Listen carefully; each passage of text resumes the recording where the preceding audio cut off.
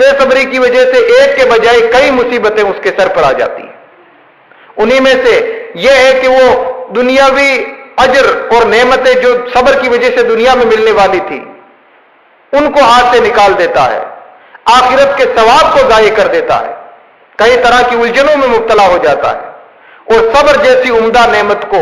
ہاتھ سے گنوا بیٹھتا ہے اور صبر سے محروم ہو جاتا ہے. کسی بزرگ نے فرمایا ہے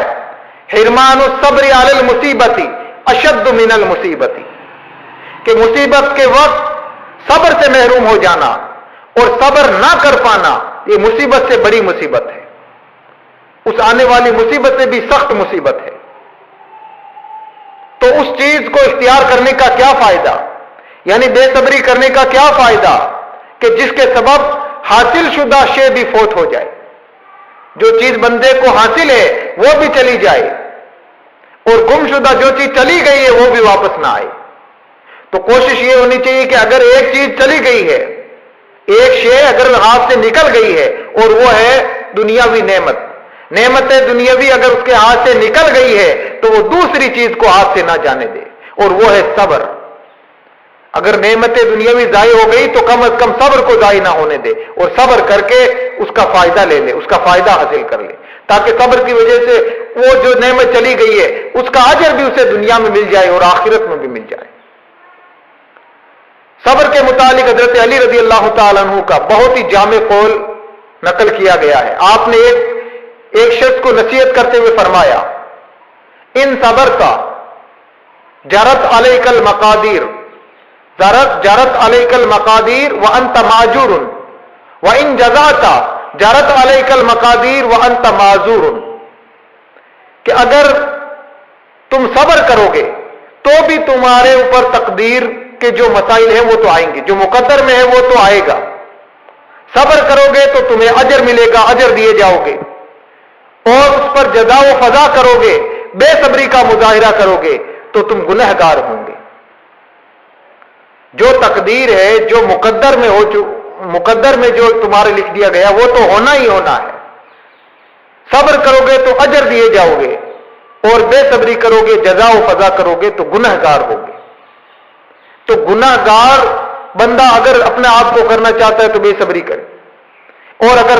صبر کر کے اپنے آپ کو نجات میں رکھنا چاہتا ہے، اجر کا مستحق کرنا چاہتا ہے، تو اسے چاہیے کہ وہ مصائب و تکالیف دنیاوی اور جو چاروں قسم کے صبر ہے ان پر پابندی کرے، چاروں قسم کے صبر کو اپنائے تاکہ وہ اجر دیا جائے. وہ معذور جیم سے معذور ہو،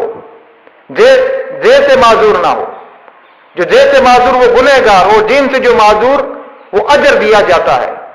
اسے بدلہ دیا جاتا ہے.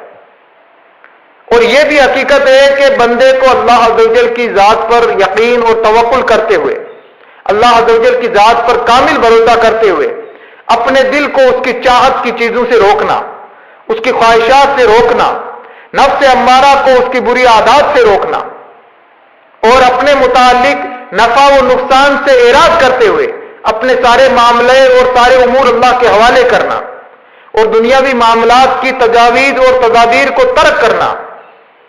اور اپنے نفس کو تقوی کی لگام دینا، نفس کی نگرانی کرنا، اور کسی امر کے فوت ہو جانے پر نفس کو بے صبری سے روکنا، نفس کو رضا کی لگام دینا، اور نفرت کے باوجود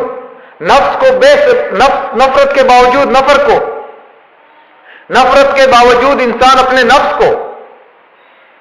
صبر کے کڑوے اور تلخ گھونٹ پلائے اور بے صبری سے اپنے نفس کو روکے.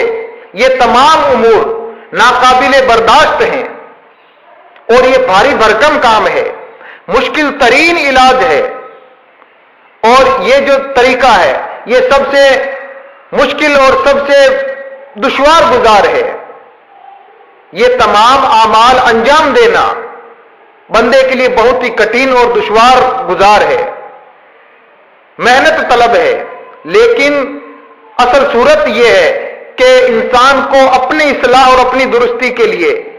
صحیح تدبیر اگر چاہیے تو ان کے سوا اور کوئی ہے بھی نہیں. انسان کی اپنی اصلاح اور اپنے سدھار کے لیے ان سے بڑھ کر کوئی تدبیر بھی نہیں ہے.